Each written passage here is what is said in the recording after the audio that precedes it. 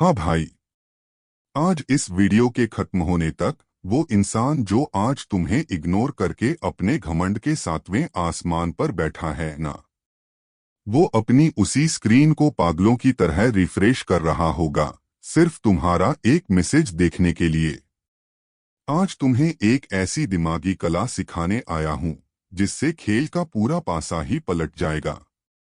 वो सोचती है कि वो चुप रहकर तुम्हें तड़पाकर इस खेल की उस्ताद बन चुकी है, लेकिन जब एक हाई वैल्यू मर्द बिना कोई ड्रामा किए, बिना गुस्सा दिखाए अचानक एक ठंडी और बहरी खामोशी की चादर ओढ़ लेता है ना, तो डार्क साइकोलॉजी की भाषा में इसे कहते हैं द साइलेंट टेरर। आज मानस तंत्र पर मैं तुम्हें सिर्फ चुप रहना नहीं सिखाऊंगा, बल्कि यह सिखाऊंगा कि अपनी खामोशी से सामने वाले के दिमाग में एक ऐसा अनजाना खौफ कैसे पैदा करना है कि उसका सारा घमंड तिनके की तरह बिखर जाए। अगले 5 मिनट अपनी रीढ़ की हड्डी को सीधा रखना भाई, क्योंकि आज जो चक्रव्यूह हम रचने जा रहे हैं उससे सामने वाले का बच निकलना नामुमकिन है। पहला नियम, कोल्ड वैक्यूम पैदा करो। जब कोई तुम्हें हल्के में लेता है तो वो इंतजार करता है कि तुम लड़ोगे, झगड़ोगे या उससे पूछोगे कि तुमने ऐसा क्यों किया, लेकिन तुम्हें क्या करना है?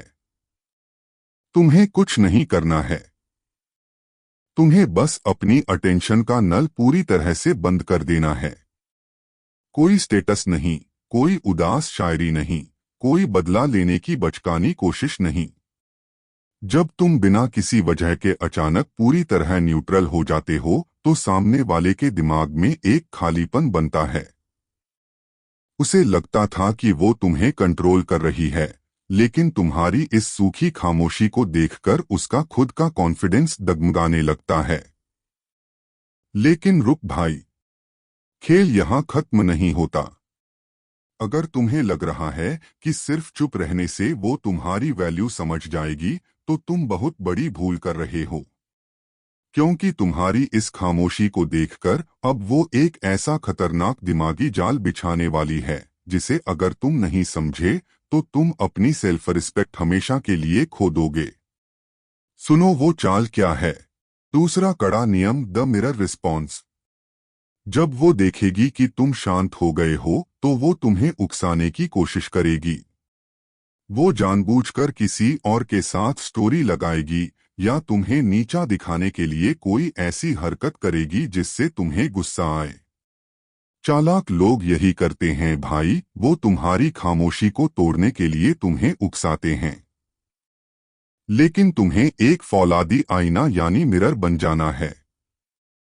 अगर उसका मैसेज आए भी तो तुम्हारा जवाब इतना छोटा, सूखा और फॉर्मल होना चाहिए कि उसे लगे वो किसी अजनबी से बात कर रही है। जैसे हाँ ठीक है, ओके। जब तुम उसके भड़काने वाले वार पर भी कोई जज्बात नहीं दिखाते तो उसका वो वार पलटकर उसी की छाती पर लगता है। वो अंदर ही अंदर छटपटाने लगेगी कि इस लड़के के जज्बात आखिर मर कैसे गए। अब आने वाला है इस साइलेंट टेरर का सबसे आखिरी और खौफनाक चरण।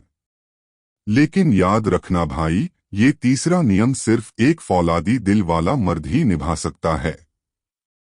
अगर तुम कमजोर पड़े और तुमने यहाँ पिघलने की गलती की तो तुम जिंदगी भर के लिए एक चेजर बनकर रह जाओगे।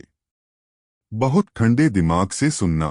तीसरा और सबसे कड़क नियम, अपनी एनर्जी को पूरी तरह से छुपा लो।